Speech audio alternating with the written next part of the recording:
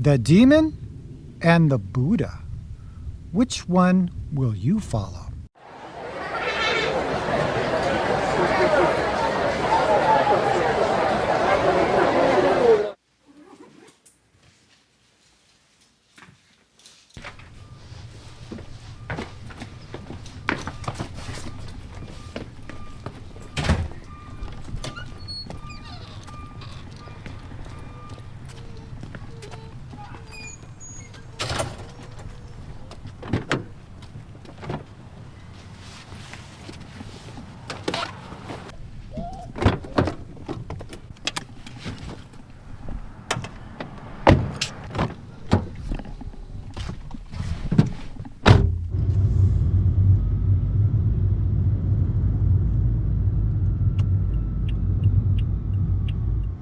About going this way, you can never know.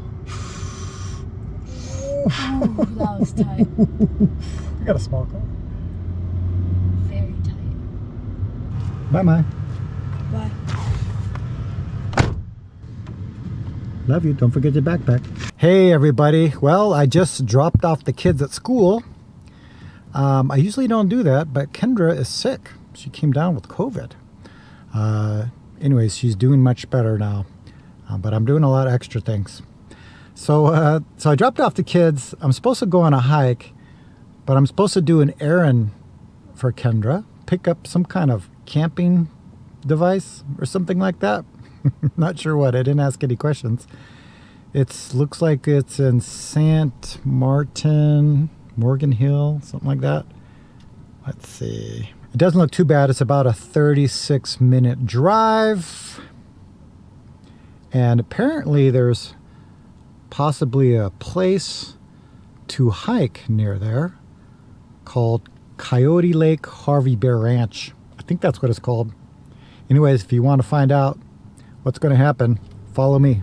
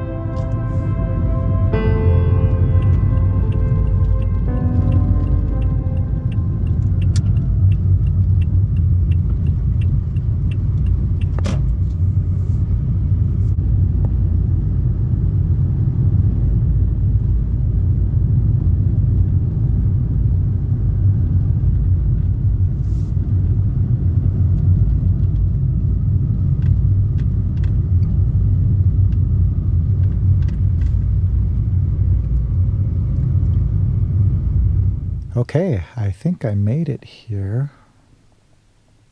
I'm not sure where I am. I feel like I'm way out in the country. I believe the address is correct. I got to look at the instructions my wife gave me. Let's see, I have the cache. And do I have a name of the person I need to meet? I just noticed there's a deer out the door here. You see that?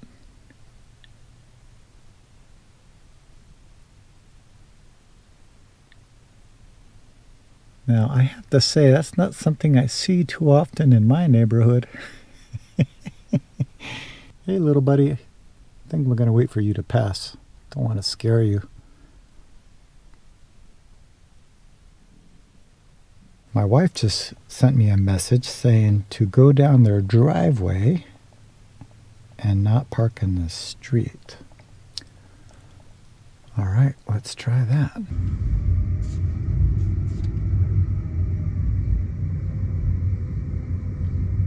Oh, there's our deer friend to the to the left. He was just looking at me. Wow, that's very unusual.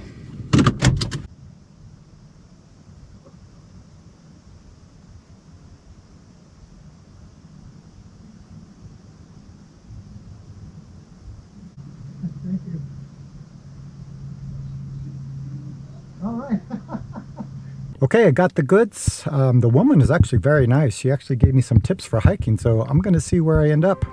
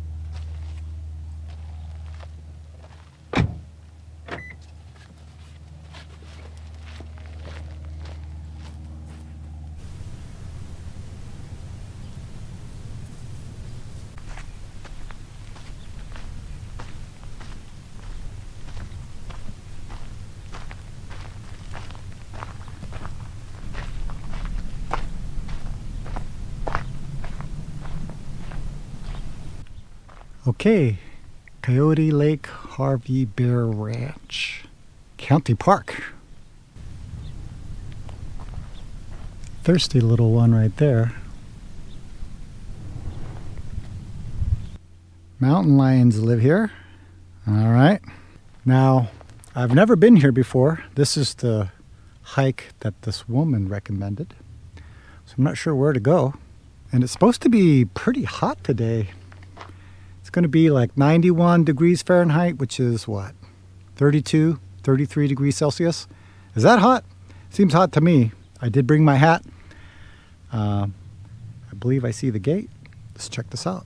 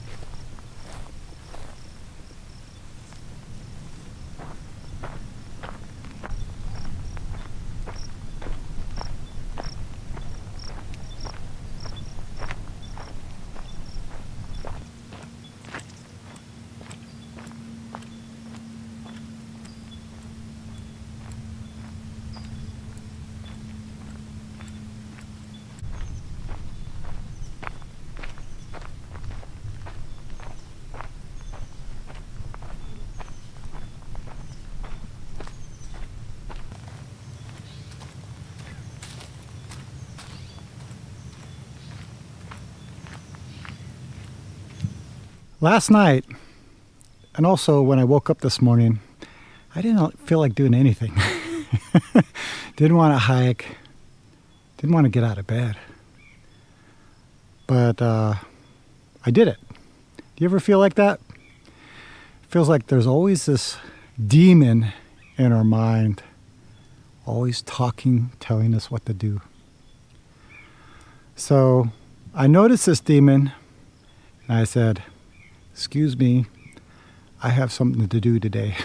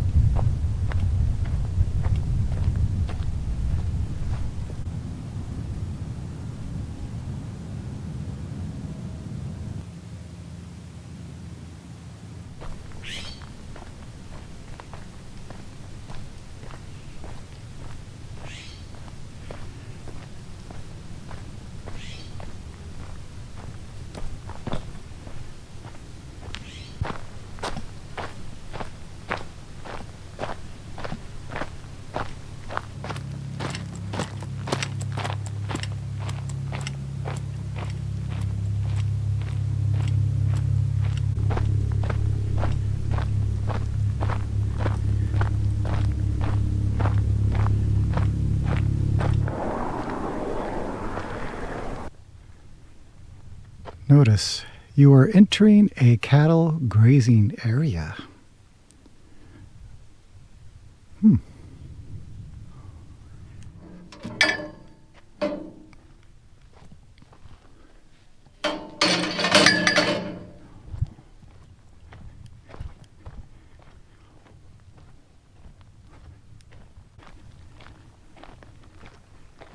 have no idea where I'm going. Let's go this way.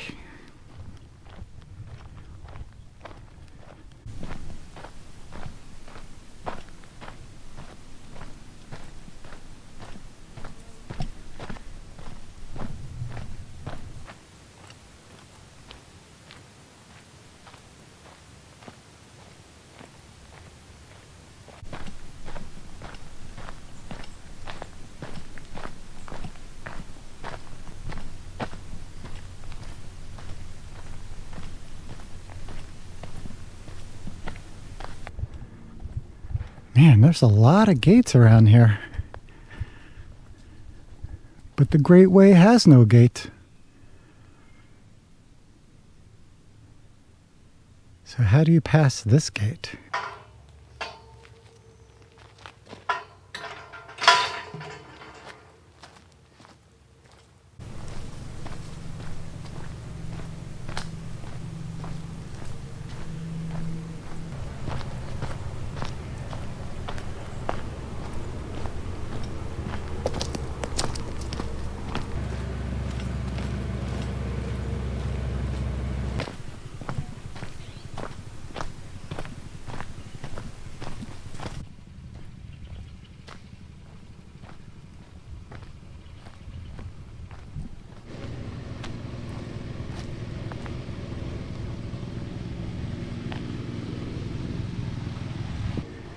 Well, somehow I ended up in a campground. Huh. Well, that's interesting.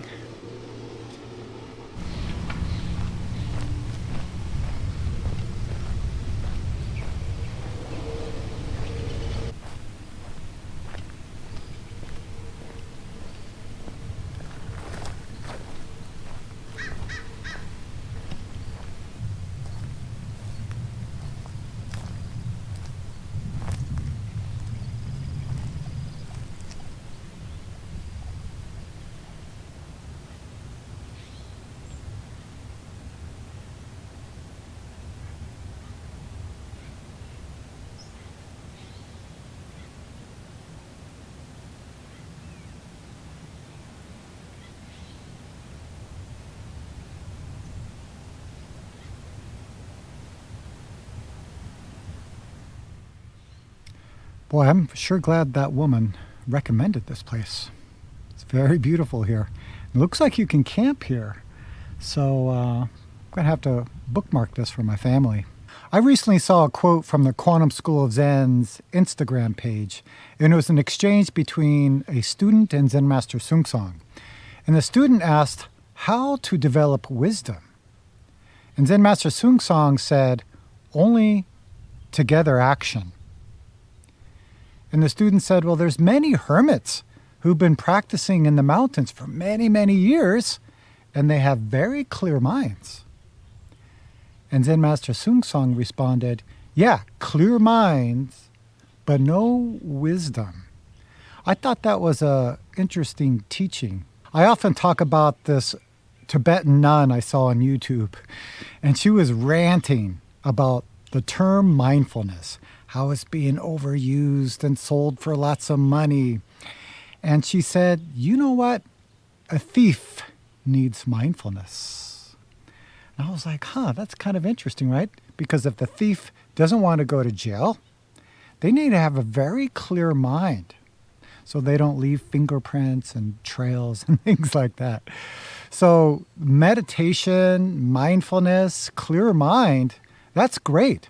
But then what? Someone once told me that when Zen was flourishing in China, there wasn't many lay people practicing. There were some, and some of them are quite famous. But it was mostly monastics, and they didn't have much to be concerned about. They had food given to them, clothes given to them, sometimes a place to practice. So their only job was sitting meditation. Their only job was realizing enlightenment, or we can say experiencing this clear mind. But the functioning of clear mind wasn't so important. As time went on and a lot more lay people started practicing meditation and Zen, we can see, just look at today. There's many lay people all around the world practicing Zen, and a lot of lay people have intricate situations, meaning they have a lot going on. They might have school or families and friendships and jobs and things that they have to take care of. So it's really important that the functioning of this clear mind can appear in our lives from moment to moment. But then when I actually look at this, there's really no difference between the job of a hermit in the mountains and a lay person living a busy life. Because it's exactly the same, meaning what's happening in this moment and how do you respond? Earlier I mentioned about the demon in my mind that I had this morning and yesterday. So that demon could also appear when you're a hermit in the mountain, and it can appear in your lay life. Everybody has some kind of demon talking in their mind, always telling him what to do. And when I'm talking about a demon, this is the kind of voice, this habitual thinking that's always judging things, checking things, labeling things good or bad, making distinctions and discriminations. It really causes a lot of problems for us. If you look at Buddhism in the Buddhist time, it's changed over the years. And it has to, because things are always changing very quickly. There are many more people in this world, and there are many more people practicing Buddhism or meditation. As some people get really attached to the Buddha's words of how to practice meditation. But again, the form has changed over time. The form is different in many different countries, but the bone of it is the same. How do we wake up into our enlightened nature? How do we cut through the three poisons? What I said earlier about noticing the demon and saying, excuse me, I have something to do, that is all of our jobs, no matter if we're a hermit or a lay person. It's exactly the same. Are we being controlled by our habitual thinking? Are we being controlled by the demon inside of our mind? But also, it's not necessary to follow the words of the Buddha. The Buddha even mentioned this when he realized his enlightenment. Everybody has Buddha nature. So you are already Buddha. So it's not necessary to listen to the Buddha's word. Listen to your true self. I'm not saying we should ignore the Buddhist teaching or the different types of meditation. What I'm saying is we shouldn't attach to the Buddha's words or the different meditation forms. All of those teachings, all of those forms are pointing to the same thing. And it's relevant to our lives right now in this moment. Are we letting go of anger, greed, and ignorance? This is what Zen Master Sung Song meant about wisdom. It's very easy to realize, to experience this clear mind. Now, how do we use it right now in this moment to help this world? Those are my thoughts for the day. Let me know in the comments what you think about all of this. And I want to leave you with the question, the demon and the Buddha, which one will you follow? Okay, everyone, I hope to see you all very soon.